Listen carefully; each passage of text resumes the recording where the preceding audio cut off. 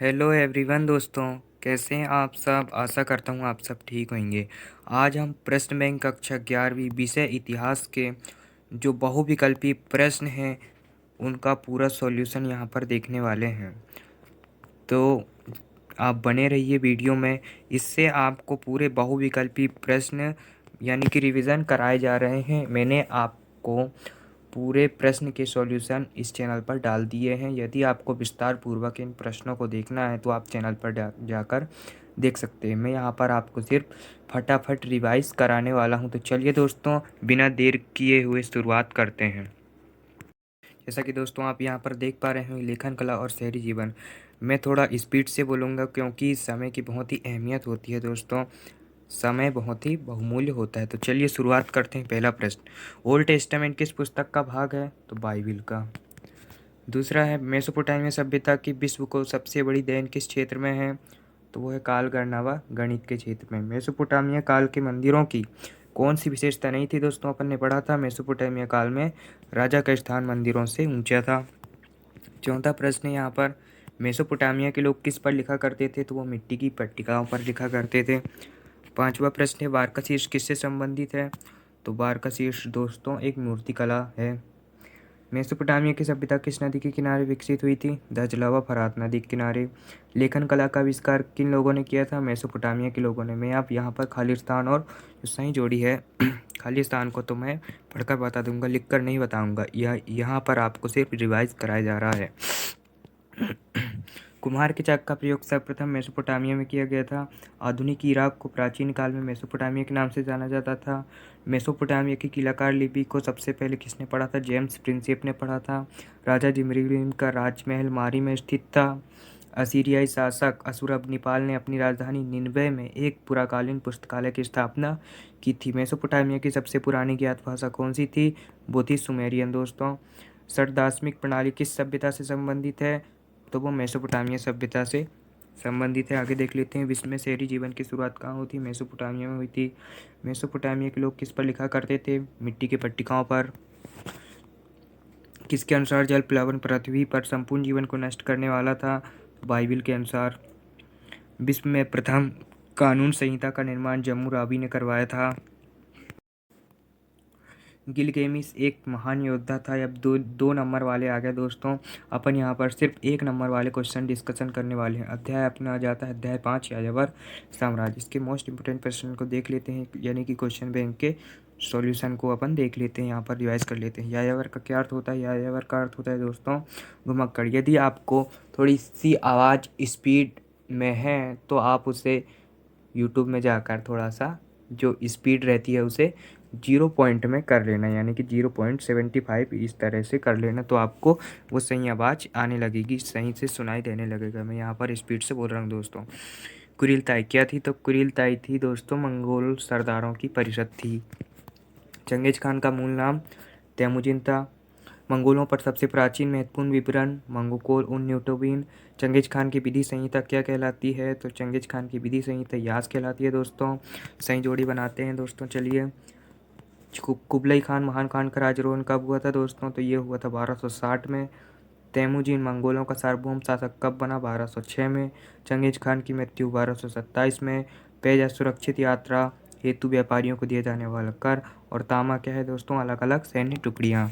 आगे बढ़ते हैं। सातवां, मंगोल शासन में संचार और सुरक्षित यात्रा के लिए व्यापारी बाज नामक कर अदा करते थे। यहाँ पर आप सिर्फ बोलकर बता रहा हूँ। मंगोल यास, यहाँ पर खालिस्तान में क्या आएगा दोस्तों? यास मंगोल जनजाति की प्रथागत परंपराओं का संकलन था, जिसे मंगोलों ने चंगेज खान की विधि संहिता कहा। नोवा है, चंगेज खान जलालुद्दीन का पीछा करते हुए सिंध प्रदेश तक पहुंच गया था। 10वां, चंगेज खान के पोते बाटू ने 1236 से 1241 ईस्वी के अभियानों में रूस की भूमि को मास्को तक रौंद डाला। चंगेज खान ने अपने चारों पुत्रों के अधीन नई सैनिक टुकड़ियां बनाई, जिन्हें क्या कहा जाता था दोस्तों? नोयान कहा जाता था। आगे बढ़ लेते 12वां प्रश्न की बात कर लेते। चंगेज खान ने अपने किस पुत्र को उत्तराधिकारी बनाने का संकेत दिया था? तो उसने कहा था कि ओगोदेई मेरा अगला उत्तराधिकारी होगा। ये प्रश्न भी हो गया दोस्तों। 13वां देख लेते। मंगोल सेना की सबसे बड़ी सैन्य इकाई को तुमन कहा जाता था। मंगोल मध्य एशिया के किस क्षेत्र के निवासी थे? तो मंगोल मध्य एशिया के स्टेपी क्षेत्र के यानी कि स्टेपी प्रदेश के निवासी थे दोस्तों। मंगोल मध्य एशिया के किस क्षेत्र के निवासी थे? स्टेपी प्रदेश के निवासी थे। चंगेज खान के पिता येसुजेई किस कबीले की मुखिया थे? तो वो कियात कबीले के मुखिया थे। तो इस प्रकार अपने ये प्रश्न हो गया।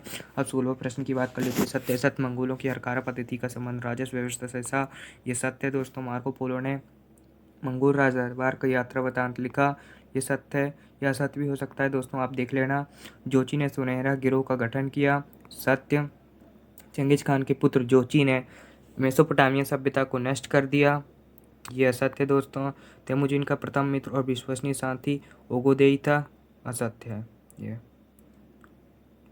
यहाँ पर आपको दोस्तों सारा कुछ प्रोवाइड कराया जा रहा है, तो प्लीज़ आपसे रिक्वेस्ट है चैनल पर एक बार विजिट करके देखिए कि किस प्रकार के वीडियो चैनल पर डाले जाते हैं और यहाँ पर किस प्रकार से पढ़ाई की जाती है। मैं यहाँ पर आपको समझा कर नहीं बता रहा हूँ दोस्तों, समझा कर मैंने पिछले वाली वीडियो में सब कुछ बता दिया है। यहाँ पर आपको सिर्फ रिविज़न कराया जा रहा है दोस्तों। बदलती हुई सांस्कृतिक परंपराएं में जाते हैं दोस्तों।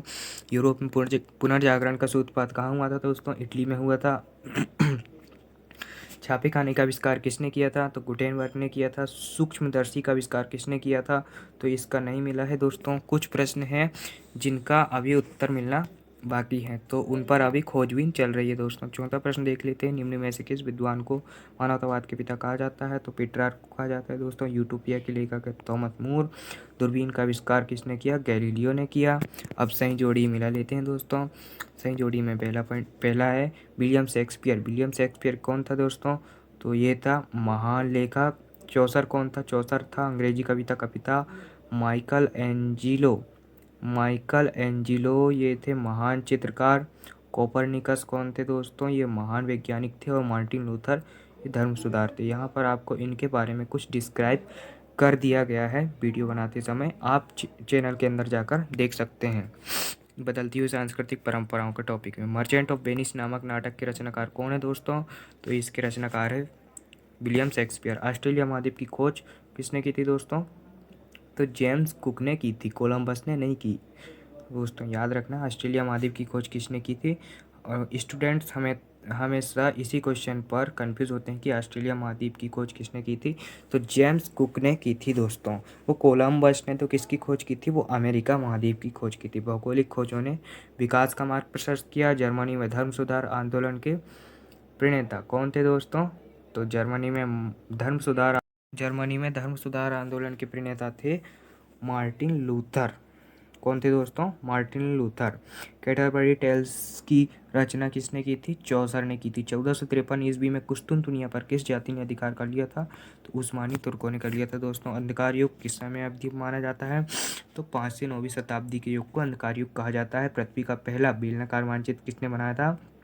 तो गेरहार्डस मर्केटर ने बनाया था दोस्तों। जीते जागते रूपचित्र जोटो ने बनाए थे। दंड मुक्ति पत्र किसने जारी किए थे? तो लियो पोप ने जारी किए थे। विश्व की जलमार्ग द्वारा पहली परिक्रमा किसने की थी? जॉन ग्लेन ने की थी। तो इस प्रकार अपने ये बदलती हुई सांस्कृतिक परंपरा के बहुविकल्पी प्रश्न कंप्लीट होते हैं। अब आगे बढ़ते हैं अपन दोस्तों। यदि आप चैनल पर नए हो तो चैनल को सब्सक्राइब कर दें, और यदि आपको वीडियो ज़रा सी भी हेल्पफुल लग रही हो तो आप वीडियो को लाइक कर दें। इससे क्या होता है कि दोस्तों हमारा वीडियो बनाने में जो मोटिवेशन आता है वो आपको मैं क्या बता सकता हूँ दोस्तों। तो चलिए दोस्तों शुरुआत करते हैं अध्याय 8 से। अध्याय 8 है अपना बस ख़त्म ही होने वाला है। माचू पिच्चू किस सभ्यता का एक शहर था? तो ये इंका सभ्यता का एक शहर था दोस्तों। 72 एंटीलीज और बहामा द्वीप समूह में किस समुदाय के लोग रहते थे? तो यहाँ पर अरावाक समुदाय के लोग रहते थे। क्या थी ये? एक हिसाब रखने की प्रणाली थी। पेरू में किन लोगों की संस्कृति थी? तो पेरू में इंका लोगों की संस्कृति थी दोस्तों। भूमि उपधार का संबंध किस सभ्यता से है? तो ये एज़टेक सभ्यता से है दोस्तों। विश्व का मानचित्र तैयार करने का विज्ञान सृष्टि शास्त्र यानी कि इंग्लिश में उसे कहते हैं कॉस्मोग्राफी। जियोग्राफी नाम की पुस्तक का लेखक कौन है? तो उसका लेखक है टोलेमी। पुर्तगाल स्पेन से अलग होकर 1139 में एक देश बना था। नाविक के नाम से किसे जाना जाता है? तो नाविक के नाम से हेनरी को जाना जाता है। जो कौन थे? जो पुर्तगाल के राजकुमार थे दोस्तों। इम्गो मुंडी नामक पुस्तक के लेखक कौन है दोस्तों? तो कार्डिनल पियर डिएली। इन सभी का सॉल्यूशन आपको हमारे चैनल पर कर दिया गया है, यानी कि प्रोवाइड करा दिया गया है। यहाँ पर आपको सिर्फ रिविज़न कराया जा रहा है दोस्तों, क्योंकि एग्ज़ाम भी पास में ही आ चुके हैं। नाव किस भाषा का शब्द है? तनाव स्पेनिश भाषा का शब्द है। 1498 ईस्वी में किस देश का यात्री भारत आया था? तो वो कौन से देश का था दोस्तों? पुर्तगाल देश का था। अरावाक अरावाक का संबंध कोलंबस से है। कॉर्टेस का संबंध एज़टेक से है। पिंजारो का संबंध इंका सभ्यता से है। कैब्रल का संबंध ब्राज़ील से है। दोस्तों इन सब के बारे में आपको जो डिस्क्राइब है वो चैनल पर कर दिया गया है, तो आप चैनल पर जाकर देख सकते हैं कि इन्होंने क्या क्या योगदान दिया था विश्व इतिहास रचने में। अब 14वें प्रश्न की बात कर लेते हैं। 14वां है, अमेरिकी महाद्वीपों का नामकरण किसके नाम पर किया गया है? तो अमेरिगो वेस्पुस्सी के नाम पर किया गया है। दोस्तों किस एज़टेक शासक ने कॉर्टेस से मिलने के लिए अपना अधिकारी भेजा था? तो उसका नाम था कौन दोस्तों? मोंटेजुमा ने। किस देश का नाम एक पेड़ के नाम पर पड़ा? ब्राज़ील। एज़टेक संस्कृति का विनाश किसके द्वारा किया गया? कॉर्टेस के द्वारा। ग्वाटेमाला का मंदिर किस सभ्यता से संबंधित है? माया सभ्यता से। मेक्सिको का नाम में किस देवता के नाम पर पड़ा है? मैक्सिली। तुपिनाम्बा लोग कहाँ रहते थे? तो तुपिनाम्बा लोग दक्षिणी अमेरिका के पूर्वी समुद्री तट पर ब्राज़ील पेड़ों के जंगलों में रहते थे। कौन? तुपिनाम्बा लोग। कुज्को किस सभ्यता के लोगों की राजधानी थी? तो कुज्को इंका सभ्यता के लोगों की राजधानी थी। कुतुबनुमा का आविष्कार 1380 में हुआ था। दोस्तों रिकांक्विस्टा क्या है? तो रिकांक्विस्टा मैं आपको यहाँ पर बता दूँ, ईसाई राजाओं द्वारा आइबेरियन प्रायद्वीप पर प्राप्त सैनिक विजय, इसे ही क्या कहते हैं? रिकांक्विस्टा कहते हैं। 1521 ईस्वी में किसने एज़टेक लोगों को हराया था? तो किसने हराया था दोस्तों? कॉर्टेस ने। आगे बढ़ लेते हैं। आप 1 नंबर वाले प्रश्न की अपन यहाँ पर अभी क्या कर रहे हैं दोस्तों? व्याख्या कर रहे हैं। अब आ जाते हैं अपन अध्याय 9 औद्योगिक क्रांति में। दोस्तों औद्योगिक क्रांति में पहला प्रश्न है, यानी कि पहला सही विकल्प, औद्योगिक क्रांति कब हुई थी? तो औद्योगिक क्रांति हुई थी दोस्तों 18वीं शताब्दी में हुई थी। दोस्तों सर्वप्रथम औद्योगिक क्रांति किस क्षेत्र में हुई? लोहा उद्योग में। सेफ्टी लैंप का आविष्कार हम्फ्री डेवी ने किया, है ना कि दोस्तों। और चौथा है, स्पिनिंग जेनी का आविष्कार जेम्स हॉरग्रीव्स ने किया। औद्योगिक क्रांति के फलस्वरूप किस सामाजिक वर्ग का उदय हुआ? तो वो था मजदूर वर्ग का उदय हुआ। दोस्तों अब सही जोड़ी मिला लेते हैं। ये बहुत ही मोस्ट इंपोर्टेंट सही जोड़ी दोस्तों, इनके बारे में डिस्क्राइब आपको चैनल पर कर दिया गया है, तो आप चैनल पर विजिट करके देख सकते हैं कि वहाँ पर इन लोगों ने, जो यहाँ पर आप इनकी सूची देख रहे हैं, इन्होंने क्या क्या योगदान दिया विश्व इतिहास को रचने में। तो चलिए हम एक एक करके इनका रिवाइज कर लेते हैं इनको। ग्राहम बेल ने क्या किया दोस्तों? ग्राहम बेल ने टेलीफोन की रचना की। जेम्स ब्रिंडली ने क्या किया दोस्तों? वर्सली कैनाल, है ना। George Stephenson rail engine. Samuel अल्फोर्स, ये कौन थे दोस्तों? इन्होंने विद्युत टेलीग्राफ का आविष्कार किया। जॉन के फ्लाइंग शटल का आविष्कार। जेम्स हॉरग्रीव्ज दोस्तों, जेम्स हॉरग्रीव्ज स्पिनिंग जेनी। और Richard Arkwright water frame. Edmund Cartwright power loom. ये बहुत ही मोस्ट इंपोर्टेंट है जोड़ी दोस्तों, इसको आप अच्छे से याद कर लेना, ये आपको बाद में भी काम में आएगा। और जो आपके एग्ज़ाम में यहीं से फिर भी 2 नंबर का पूछा तो जाएगा मेरे हिसाब से। जिस सही जोड़ी से कितने प्रश्न आएंगे दोस्तों? 2 प्रश्न आने ही आने हैं।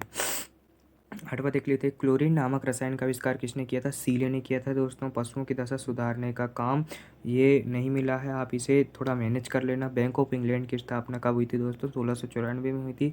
स्वतंत्रता, समानता और भाईचारा ये सब किस क्रांति के समय प्रचलित हुए?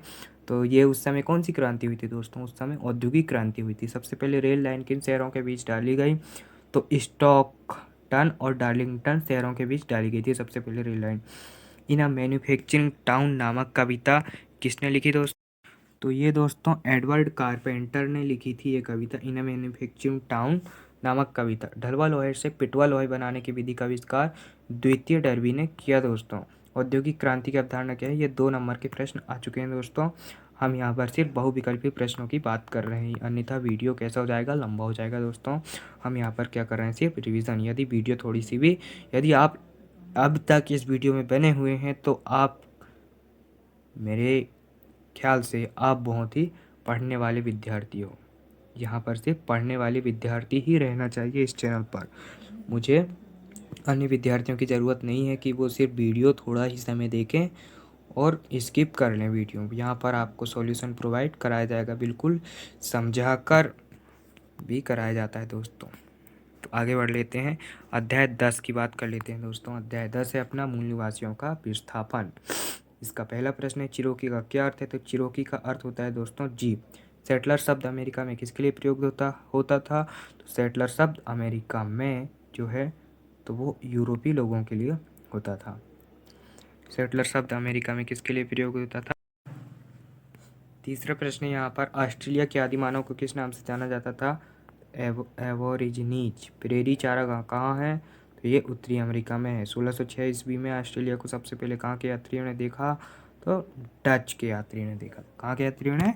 डच के। सही जोड़ी की बात कर लेते बिल्कुल स्पीड से। यहाँ पर सही जोड़ी पहला है एबोरिजिनीज। एबोरिजिनीज का मतलब क्या होता है दोस्तों? ऑस्ट्रेलिया का आदि मानव। ऑस्ट्रेलिया का आदि मानव। कैनबरा। कैनबरा का मतलब होता है सभा स्थल। Canberra. Captain James cook. Australia की खोज इन्होंने की थी। टेरा न्यूलियस, जो किसी का नहीं और कनाडा एक प्रकार का गांव है। तो इस प्रकार आपकी सही जोड़ी भी हो गई। अब आगे बढ़ते हैं 7वां दोस्तों। यदि आप अब तक इस वीडियो में बने हुए हैं तो आप सच में एक बहुत ही देश का विकास करने वाले विद्यार्थी हैं। आप ही से देश चलेगा दोस्तों। यहाँ पर कोई ऐरे गहरे लोगों की आवश्यकता नहीं है। यहाँ पर सिर्फ पढ़ने वाले विद्यार्थी ही इस चैनल पर रहेंगे दोस्तों। अब 7वां देख लेते हैं। होपी अब कैलिफोर्निया के निकट रहने वाले आदिवासी हैं। मैंने आपको सब कुछ बता दिया हूँ सॉल्यूशन में दोस्तों। 8वां, 1642 ईस्वी में तस्मान ने ऑस्ट्रेलिया में एक टापू का पता लगाया था जिसे वर्तमान में खालिस्तान नाम से जाना जाता है। तो तस्मानिया जाएगा दोस्तों इसका उत्तर। समुद्री यात्री कैप्टन जेम्स कुक ऑस्ट्रेलिया पहुंचा तो वो कौन सा सन था दोस्तों? वो सन 1870 था दोस्तों। 1870 में कैप्टन जेम्स कुक ऑस्ट्रेलिया पहुंचा था। गोल्ड रश अमेरिका के कैलिफोर्निया राज्य से, संयुक्त राज्य अमेरिका से संबंधित है, जिसे इंग्लिश में क्या कहते हैं? USA। तो इस राज्य से संबंधित है गोल्ड रश। किसी आधिपत्य वाले सीमा क्षेत्र को फ्रंटियर कहते हैं दोस्तों। क्या कहा जाता है? फ्रंटियर। होपी किस प्रकार का समुदाय था? होपी आदिवासी प्रकार का समुदाय था। नेटिव का क्या अर्थ है? तो यहाँ पर 2 नंबर, नेटिव का क्या अर्थ है? ये 1 नंबर का प्रश्न है। तो नेटिव का अर्थ होता है मूल निवासी, यानी कि मूल बासिंदा। ऐसा व्यक्ति जो अपने मौजूदा निवास स्थान में ही पैदा हुआ हो उसे नेटिव कहा जाता है दोस्तों। अब आगे बढ़ लेते हैं। अब आधुनिकीकरण के रास्ते, ये अपना शायद लास्ट चैप्टर है। तो इसके अपन 1 अंक वाले सारे प्रश्न डिस्कस कर लेते हैं दोस्तों। तो इससे आपका रिवाइज हो रहा है दोस्तों। देख लेते हैं पहला प्रश्न। जापान में मेजी पुनर्स्थापना कब हुई? 1868 ईस्वी में हुई थी दोस्तों।